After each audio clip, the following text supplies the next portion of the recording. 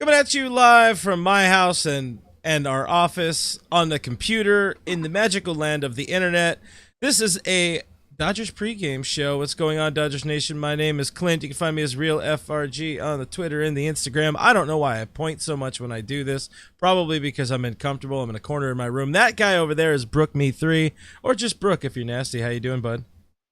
I'm good. It was nice to have a day off from stressing, and now I'm right back to being stressed out and upset. So, just normal day as a Dodger fan, normal season. Bless up to that. I feel every centimeter of that. I don't know if you could feel a statement, but it is what it is. So yeah, we got game 3 tonight, guys. 5:08 Pacific time, post meridian, on Fox with everybody's friend Joseph Buck and John Old Smoltz on the play-by-play. So let's go ahead and find a few comments here. We got our boy AJ on the guitar in the stream saying Brooks Smith, which is something we've talked about on the podcast. I hate that your Zoom says that, but at least you're famous now. You got to ask Cody about whether or not Los Angeles is in LA or something along those lines. Yeah, he made sure to let me know that there are a lot of Dodger fans in LA, and I appreciate that, Cody. Thank you so much for that. We got our friend Richard Hooker, Mr. Dick Hooker, over on Facebook says, "What's up, Dodger Nation? Good to see you, Richard. Always good to see you in there." That's so we got a chance for a win when there's a hooker in the chat. Mr. Absolutely. Hooker. Leslie Taylor is in the stream on Facebook. Happy Friday. Let's go Dodgers. It is Friday. It's weird because it's I've been a day ahead all week up until today. It's been a very weird feeling week. I don't know. Maybe it's because the series started on Tuesday, but I mean it worked out going up. Baseball doesn't compete well with the foosball, and hey, my Eagles won last night somehow despite themselves. Yeah, real powerhouse football game that was last night between two of the biggest teams in the NFL going head to head with each other and falling over each other. It was like watching two feral cats without legs fight over a carcass of chicken. I don't know. That's a thing. That's what I'm going with. Fly, Eagles, fly. So we got Ulysses on Facebook. First comment saying, "Let's go, boys. We go up 2-1 tonight." That's right. This is a big time swing game in this series. Not that there's home field advantage in this series, but the Dodgers lost home field advantage, losing game 2. Still some positives to take away from that game 2, which we'll get into in a little bit. We'll get into these comments still a little bit more. Eric Fogg on Facebook saying Walker throwing fire tonight. Under the Sea on YouTube saying someone knocked some sense into me. I got this. That was like a punishment thing, right?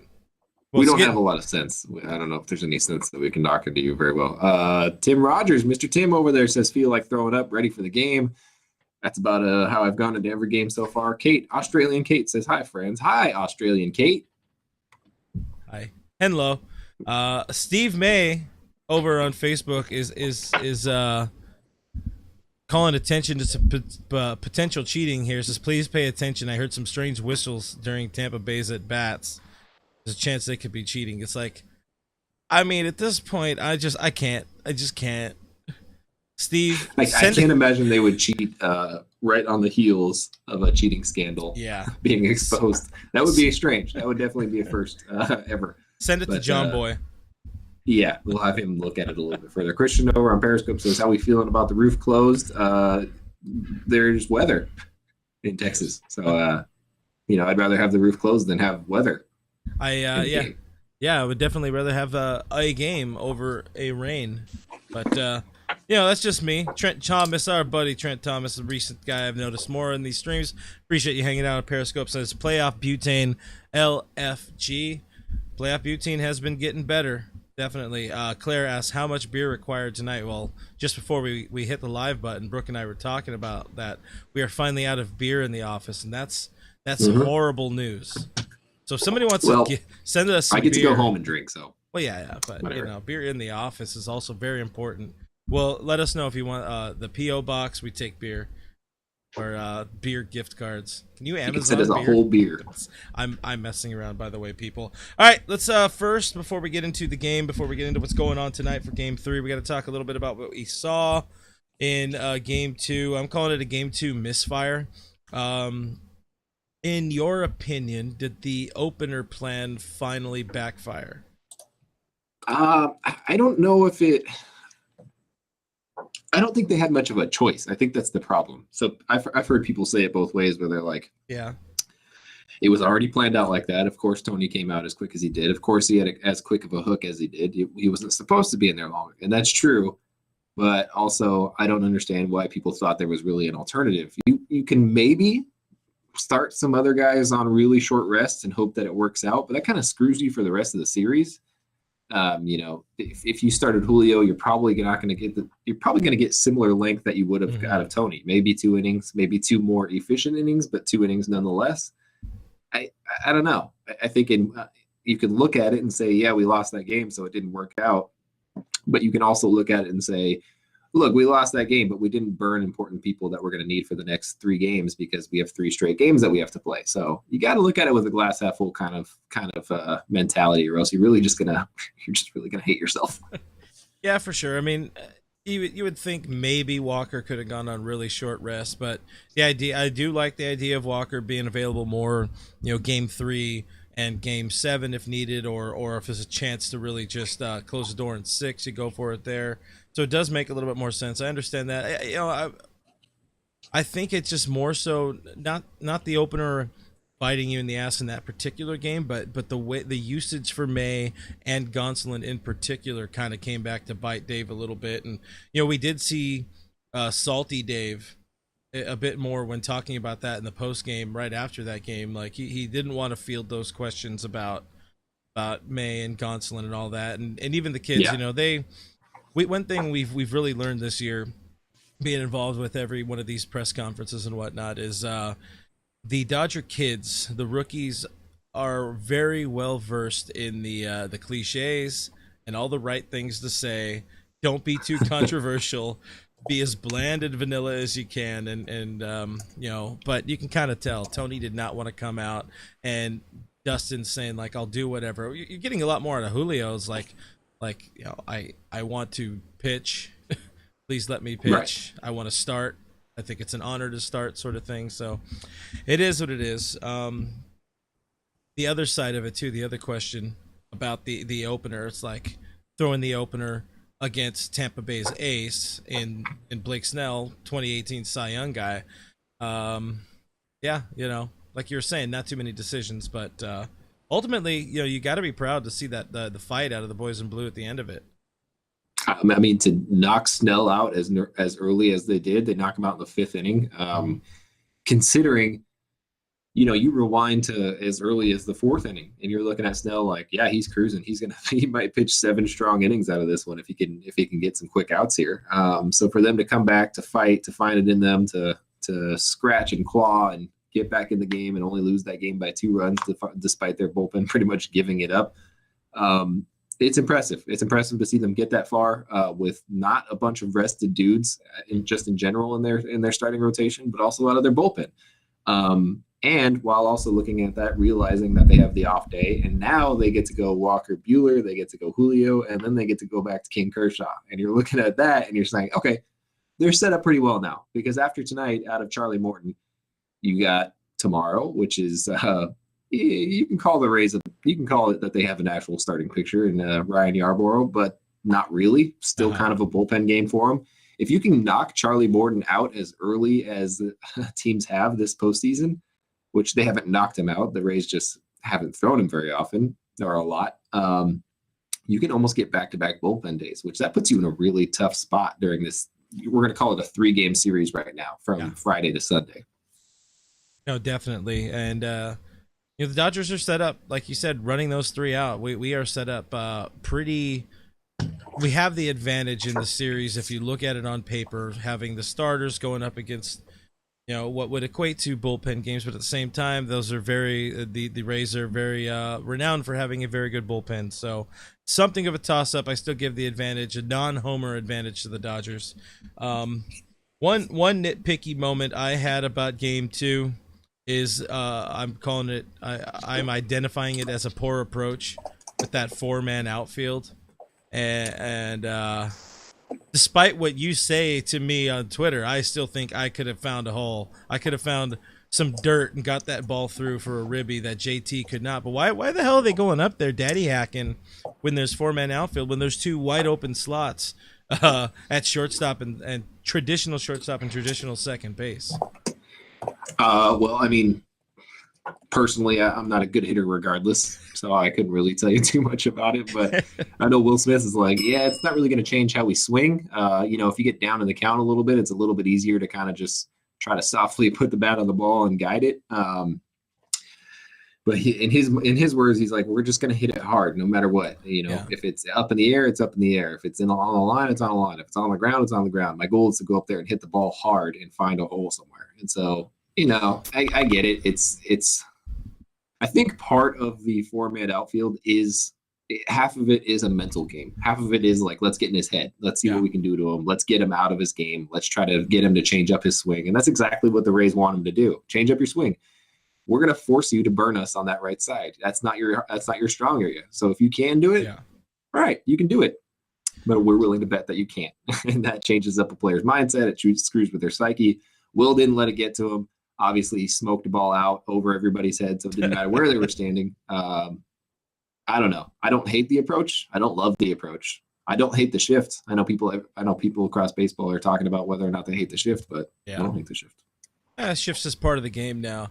I'm very fine with Big Willie style Daddy hacking because he's been absolutely tattooing the ball all season long, and he's earned that.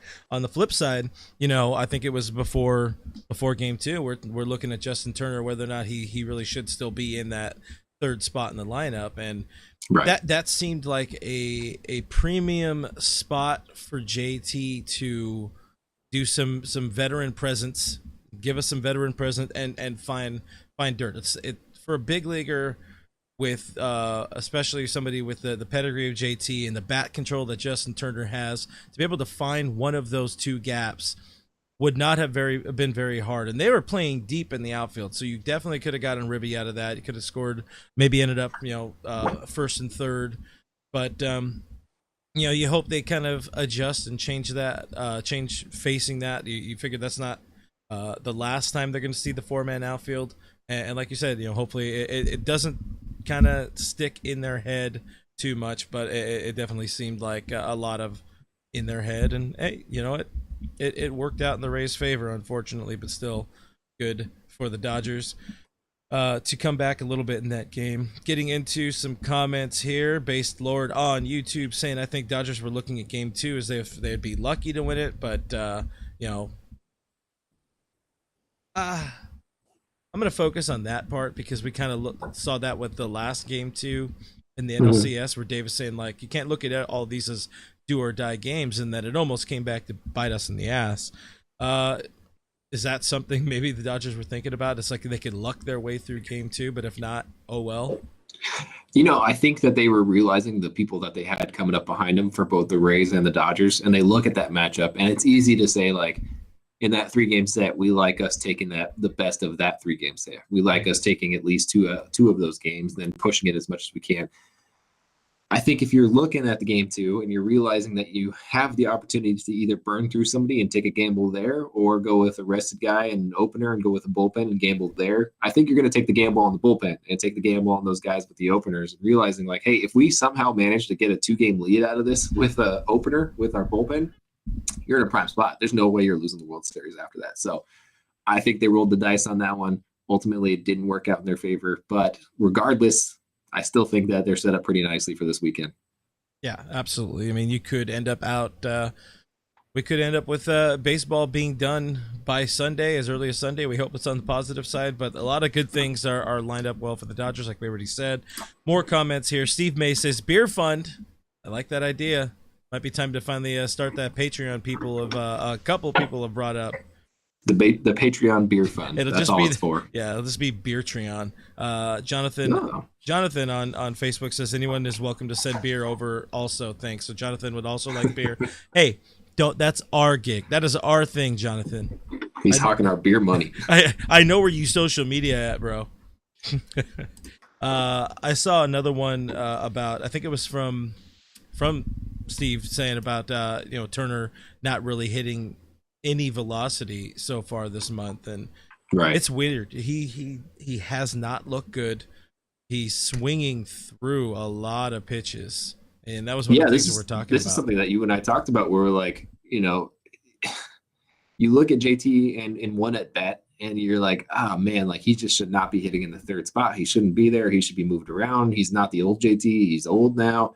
And then he'll do something amazing, and you're like, oh yeah, that's why he hits in the third spot. I forget that every time. But I don't know, man. The way it's set up and the way things have been going, you get Mookie and then Corey, and then you got JT rounding up the lineup in the top three, and he's not doing his job. He's not hitting the ball to the right side when it matters. He's not hitting the ball on the ground when it matters. He's taking 3-1 hacks and popping up. Like, you can't be doing that, man. You got to have better situational awareness than that, especially as a number 3 hitter. Like, so much relies on you. If you get one of those first two guys top of the order on, and then have JT come up and pop up, then it puts you in a weird spot. You got 2 outs with your number 4 hitter up. Maybe Max draws a walk, and then you're betting on Will Smith hammering a ball. So it's not exactly an ideal setup when JT's not hitting. If JT's not hitting, I just don't know how you're winning ball games, honestly. Yeah, it's going to be really tough. I do like JT against Charlie Morton tonight. We'll get more into that in a little bit with the starting pitchers and with the lineups and all that. But first, I want to do the thing a little bit. We got to remind you, we do have a giveaway going on our Instagram. We're giving away an autographed Corey Seager ball. Go follow our friends at Elite Sports Collectibles. The more people that follow them, the better we look and the more stuff we can give away to you guys. So that's cool. And there's a lot of cool stuff on there. They're doing raffles all the time, and they so far seem to be really good people. So check them out at Elite Sports Collectibles and check out our Instagram. You'll find a Corey Seager autographed ball in the feed. Another reminder, right after our show, wherever you're watching us, Doug McCain will be going live for the postgame. We hope it's a happy postgame, but it could be a mad postgame or a sad postgame. More likely an angry postgame if we lose, but do go ahead and check out Doug McCain on the DN postgame show right after the game. Wherever you're watching us, you can find Doug. Anyways, moving on. Starting pitchers or lineups? What do you want to get into first, Chief? Let's do starting pitchers. All right, starting pitchers. Here we go. Game 3 matchup. We got Butane, Walker Buehler on the bump going against, what do they call him, Uncle Charlie Morton? Because he's old. Because he's old and throws a curveball. And he throws a curveball. On paper, and knowing the pedigree of these two in the World Series in the past, this is a fun looking matchup for baseball fans for sure, especially traditional baseball fans that like low scoring games, pitchers duels sort of thing. It's a battle of postseason aces for both these teams. So Buehler, I'm gonna say help us, Butane. You're our only hope because you can't go down 2-1 in the World Series. What are your thoughts on Walker Buehler here in his second World Series start ever? Yeah, I mean, he got the 2018 World Series start against Boston when I believe we were down 2-0 during that game. And that was the long game, right? The Max Muncy game. Yeah, that was the game. Yeah, he pitched, 7 shutout innings against a really, really good Red Sox team. Like no one was going to beat that Red Sox team. That offense was just a juggernaut. He didn't give up any runs that game. He didn't walk anybody. He struck out 7. Looked phenomenal. Threw a ton of pitches, and then the Dodgers kind of gave it up, and then they had to win it, 3 hours later or whatever it was. But yeah. Walker, to me, and this isn't even just going off of stat lines, just the eye test for me. He has looked increasingly better every postseason start that he's had so far.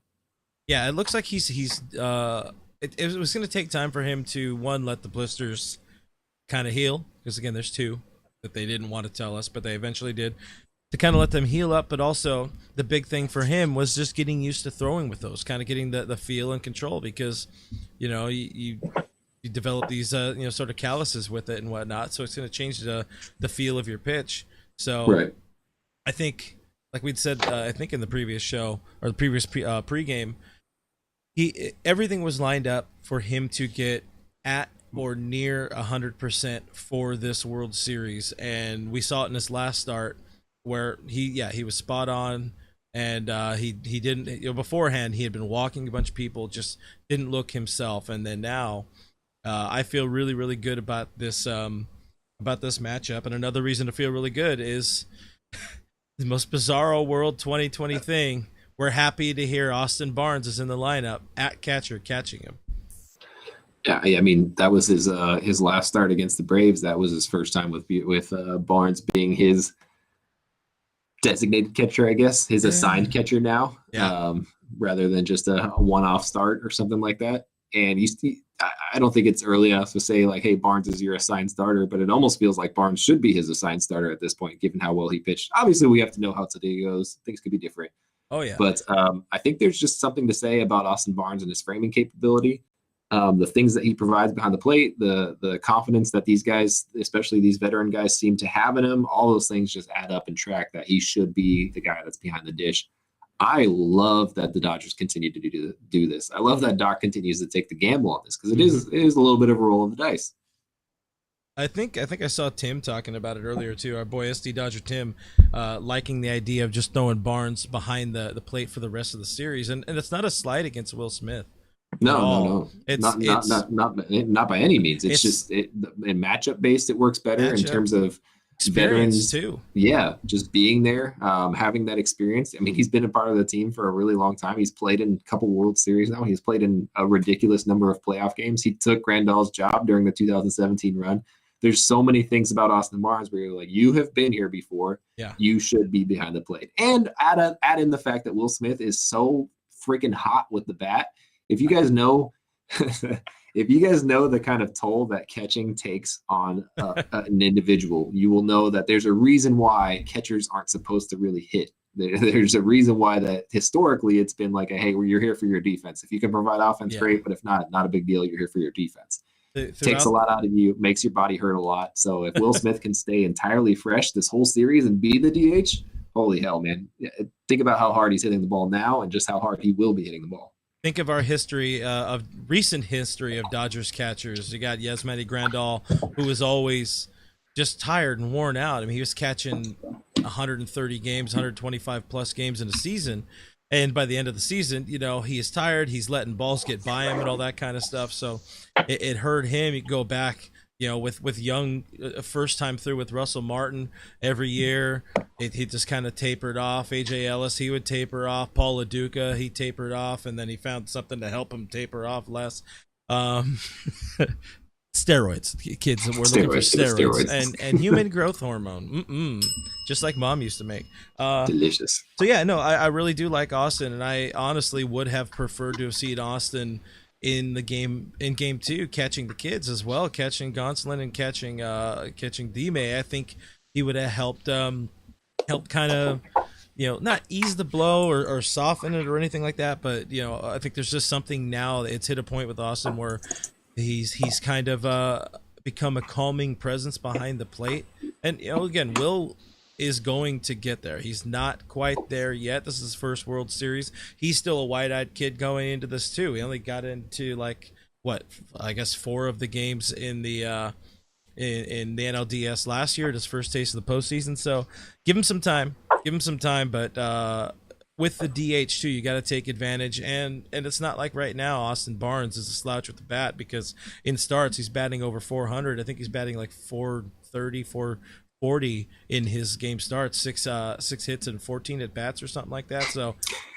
he's doing it with very low exit velocity too. Hey, sometimes you just got to find grass, man. That's all you got to do. Look, I'm not going to hate it, man. If Will Smith is hammering balls 105 miles an hour right into gloves, I'll take the 82 mile an hour bloop single. That's going to find a hole somehow. Yeah, no, grass wins ball games, guys. And there's a lot more I can go into on this Barnes thing and all that kind of stuff. But back to the other side, Charlie Morton on the bump. He has been very good this postseason. He has. I did a deep dive into the numbers because I needed to know why he's been so good this season. Because in my opinion, old people should never do well during the postseason because you're at the end of the season. You've played a lot of games. You've thrown a lot of pitches. You should be tired. What's wrong with you, Grandpa? Why are you still pitching so well? 1 earned run in 15 2/3 innings. He has been, what's a good way to say this? They have been easy on him. Yeah. The managerial staff, they've done what the Rays have done all year, and that's what's led to a lot of their success. They've taken it easy on their starting pitchers. They've pulled them arguably early just to make sure. He has only gone deep into a game once, and that was when he was pulled in the 6th inning of the championship series. So 3 starts, 15 innings. You're getting what you're getting out of Morton. Yep. He's going to have to throw again in this series at some point. So you don't know how they're going to handle him in this game in particular. They might pull him early. They might let him go. You don't really know. But you look at his season, he had a very average season, arguably a very below average season. And all of a sudden he's coming out and shutting dudes down. Personally, I think it's all matchup based. I think that he ran into a couple of teams that don't hit curveballs well at all. And that is the Yankees and Astros. The Astros in particular do not hit the curveball well, have not all season long. That definitely showed. He shut him out twice in his appearances. The Dodgers are a much better curveball hitting team. And I know it doesn't seem like it, but statistically, you look at it, they've had a lot more success against curveballs than either of those teams had. On the flip side, Walker Buehler, very good fastball pitcher. Ray's not a very good fastball team. You hope the matchup works up well. On paper, it does. Yeah, it definitely does. I think the Dodgers are going to be locked and loaded to face Morton. There's a lot of things riding in the line. I've seen a number of comments in here saying, he's due for a clunker. Morton is due for a clunker, which absolutely. But also on the Dodger side, I mean, this is the guy that shut them down for the final 3-4 innings of Game 7 of the cheating 2017 World Series. So there's gonna be some of these dudes in this lineup that are gonna be straight up hungry to murder this guy, professionally speaking. So that's gonna be fun. If they can take him down, but there are a number of things to really like about the idea of him maybe being due for that clunker. I don't know. I guess and postseasons are always strange. Postseasons a lot of times when guys are hot, they're hot and they don't cool down, and that happens sometimes. But it also on the flip side, sometimes it really does happen and they do cool down. There's a couple of guys on the Rays right now that are starting to catch fire. One guy that we talked trash on that may be starting to catch fire. You don't know how it's going to work out. Yeah. But there's also a couple guys on their team that absolutely crushed the ball during the last 2 playoff series and have been dead silent during this one so far. Granted, we're only 2 games in. This is only the 3rd game, but also when you're hot, you're hot. And sometimes when you cool off, it gets bad. Let's dig into the comments a little bit here. Adrian Colson on Facebook said, "You guys are breaking it down nicely." Thank you very much, Adrian. Appreciate that. We're going to give him a bell. I don't know if I have the thing set up right for you guys to hear the bell, but if so, there was a bell. It made a ding. Angela says, "Let's go Dodgers. Let's get this done." LSD73, which is a great name, rolls right off the tongue. World Series, LA Dodgers with some hearts and some emojis and some baseballs. King Yellowman says, "Vamos Doyers." LFG, not in Espanol in the last part. Royal T says Muncy needs to start hitting, and that's we talked about that in the last game or heading into this World Series. Well, Muncy's not finding a lot of grass. He is doing a lot of good to get the job done in terms of keeping the line moving, getting runners in or scoring runs himself. Very much a productive guy you would want in that 4 spot. I mean, getting back to the JT thing, I don't know. I would say, if anything, maybe moving bodies around in that kind of section there. Maybe even swapping Will Smith and JT at this point. I don't know. Might look like a desperation move just because the top 5 has worked so well. What do you, just offhand, what do you think about that idea? Yeah, I mean, in theory, I think that works out really well for me. I like JT and Will Smith switching it up a little bit in there. Even shuffling Max Muncy down to Will Smith's spot, moving Will Smith up to JT, and shifting JT down 1. As weird as that might sound, all of that sounds like a good plan to me. All of it sounds like it could work. The problem is you're in Game 3 of the World Series, and a lot of times that's not the time to be screwing around with your lineup and moving pieces around. And a lot of times managers aren't willing to do that kind of thing. So I don't think we'll see something like that, but personally, I wouldn't mind it. I wouldn't mind Will Smith getting maybe even an extra at bat in the game because of it too. Because I mean, you can talk crap all you want on Will Smith not finding the grass, but the dude is absolutely smashing the ball, like crushing it. And if he's going to keep doing that, his hits will come. They'll come in bundles, and I would much rather prefer that than pop outs, dude. Every time. Yeah, you want contact, you want something, and JT's even struggling to make a little bit of contact. He will get out of it. Like I said, I do like this matchup with him and Charlie Morton. I think maybe it wakes something up in him. A few more comments here. We got Justin saying LFG. We got Tyler saying shout out, please. We love please. Doyers Please is an absolute legend on Twitter. Oh, that's not what Tyler meant. Tyler wants a shout out. Hey, what up, Tyler? How you doing, bud? More stuff. You have any? What's up? Gaming says Belly needs another what? Another bomb? Another beer? Because we were talking Just about beer another. earlier. We needs another. Deborah Young's in the stream saying, "Hi guys, it's time for Dodger baseball. It will be in about 40 minutes." Thereabouts. So let's go ahead and move right along to the lineups. Your Los Angeles Dodgers are batting a lineup that looks like that. It's up on the screen again. Austin Barnes in the lineup at catcher. I think our buddy AJ, or if it wasn't AJ, it might have been Eddie. One of the guys, one of our fine DN faithful, was not happy to see Peterson and Barnes going back to back in the lineup. CT heating up a little bit too with that 2-run dinger off of Snell. What are your thoughts on the lineup against Charlie Morton? Yeah, I think the matchups play really well tonight. I like Jock in there against it. If he can, he's going to see a steady dose of off-speed stuff. I think Jock will, because Morton's fastball is good. It's not overpowering, unfortunately, for him. And I think that definitely doesn't play up for him against Jock Peterson, a guy who can crush the ball when he needs to. I think a lot of left-handed bats will see, just in general, a steady dose of off-speed stuff. He also likes to work those inside and upper corners, which is bad news for Cody Bellinger, something that he's been beat on all season long. I think Cody will struggle tonight against Morton. Now that I've said that, he's probably hitting 3 dogs, and that's fine. I don't hate it. Yeah. In terms of the lineup, obviously not much has changed. Let's say notably on that, so MLB on social media, they had a thing where it's like screenshot, and that's who's gonna go ham tonight. And I got Cody Bellinger, so I guess that has to be my pick to click, Cody. Even though There you go. One of us will be wrong. So it's the usual. It's the usual. That's kind of that's a Blue Heaven staple right there. Somebody's got to be wrong. One of us is always wrong once. But anyways, I think you were saying human American words. Yeah, I like CT moving up in the lineup a little bit just because of the situation of having Barnes in. You don't want to put Barnes in near the middle of the lineup. I get it. He's not clutch. He's not there to crush the baseball. That's not what he's there for. He finds a way, and he's done a really good job at it over the postseason. But he's not there to provide you with a bunch of pop. There was actually I looked up some odds. I think it was odds for the first home run tonight. And they had Austin Barnes at the lowest odds at like plus 4,000 or something like that. So a $10 bet won you $400. Wanted to put money on my old friend Austin Barnes, but just couldn't do it. Let's do it. Anyways, is it too late? My click to pick tonight. I gotta go Jock. I think Charlie's gonna make a mistake to him, and Jock's gonna make him pay for it, and he's gonna hit it a long way. I think too with Jock, because that's really who I want to pick, but I think because I screenshotted Belly, I have to lock it in because it is online. And guys in the stream here, everybody go ahead and call out your shots, call your shots, let us know who's going deep tonight, give us some score predictions, all that kind of stuff before we get out of here in the next few minutes. But a lot of things really do line up very well for Jock too, and I would think the anger of 2017 plays a big role with Jock trying to go ham against Charlie Morton. So if that dude throws him any fastballs, you could see some Jock pop tonight in Game 3.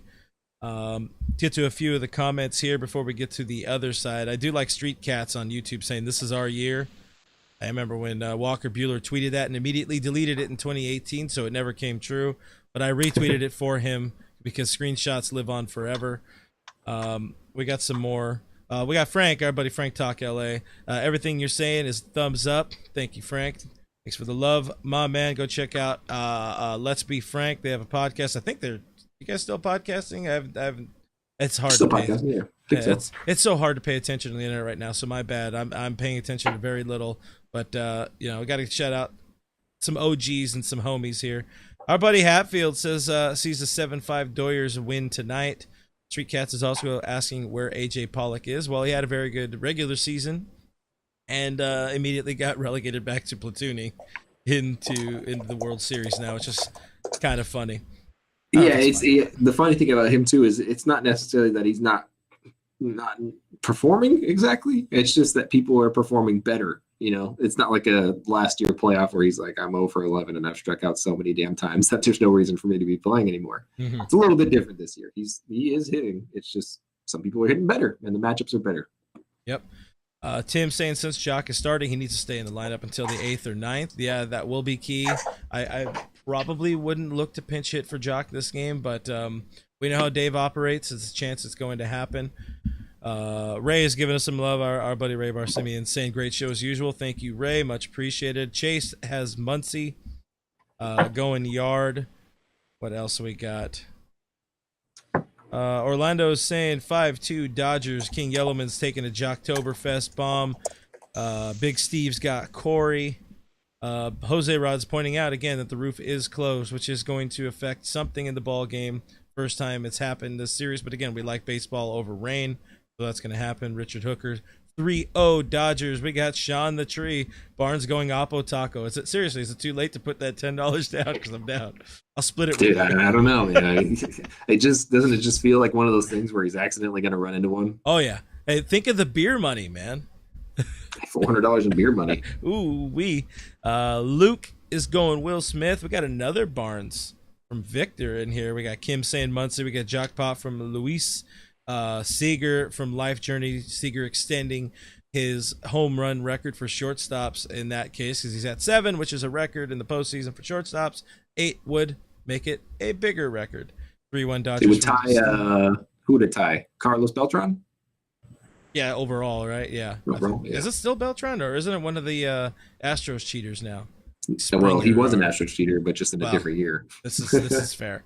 I always think of lighting the world on fire. 05 Beltran in those cases. The other side of the thing. This is the lineup that Mr.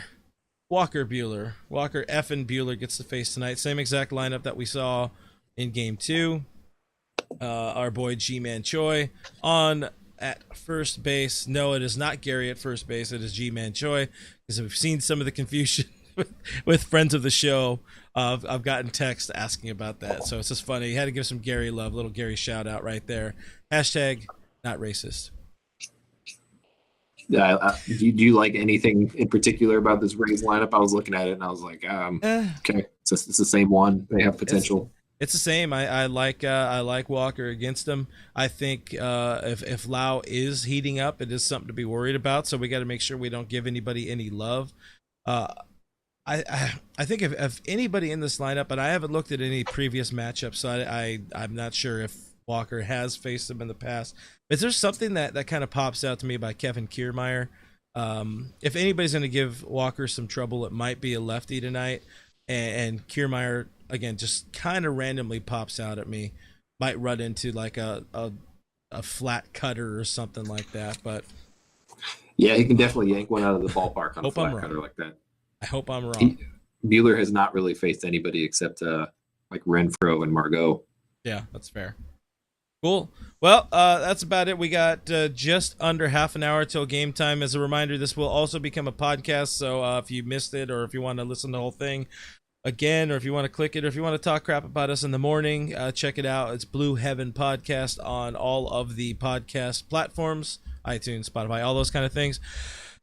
Find us on the internet. We are DodgersNation.com. There's a whole bunch of Dodgery things there. Surprise, surprise. That's pretty cool. Usually that guy over there writes them. If not, sometimes it's me or other people. You know, the names are on it. So pick who you like and then send them beer or something like that. Subscribe to YouTube. We have a YouTube channel, and we'd appreciate it if you subscribe. We're doing everything we can to keep building it up so we can keep bringing you some awesome content. YouTube.com/DodgersNationTV. Well said, guys. I am at BrookMe3. This other guy on the other side of me is at Real FRG. We're on Twitter and Instagram. We're at Dodgers Nation on Twitter, at Officials Dodgers Nation on Instagram.